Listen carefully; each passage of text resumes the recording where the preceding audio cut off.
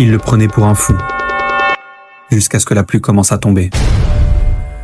Nous sommes en Mésopotamie, il y a des milliers d'années. L'humanité avait sombré dans la corruption, la violence et l'injustice la plus totale. Les riches écrasaient les pauvres, le fort dominait le faible, et partout, la morale avait disparu. Les hommes se détournaient de Dieu, préférant idolâtrer des statues, vivant comme s'ils étaient maîtres absolus de leur destin.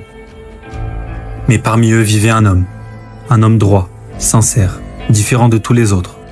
Son nom, Noé. Alors Dieu lui parla, et l'éleva au rang de messager. Il lui donna une mission.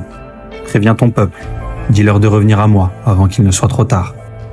Alors Noé avertit, jour et nuit, en privé, puis en public, avec douceur, puis avec fermeté. Mais personne ne l'écouta. Il subissait moqueries, insultes, humiliations. Et plus il appelait, plus il s'éloignait. Mais après des siècles de rejet, Noé, épuisé, leva les mains au ciel et demanda justice. Alors Dieu lui donna un ordre inattendu, construire une arche en plein désert. Noé ne posa pas de questions, il se mit au travail. Planche après planche, il bâtit un navire, frappé par le soleil brûlant et les moqueries. « Tu es devenu fou, Noé. Un bateau en plein désert ?» Mais il ne savait pas encore. Cette arche, c'était leur dernier avertissement. Quand elle fut prête, Dieu dit « Emmène avec toi ta famille, les croyants, et un couple de chaque espèce animale. Le déluge est proche. » Alors les premières gouttes tombèrent, puis le ciel s'ouvrit et la terre fut submergée. Sur l'arche, Noé appela son fils, mais l'enfant refusa, préférant se réfugier au sommet d'une montagne.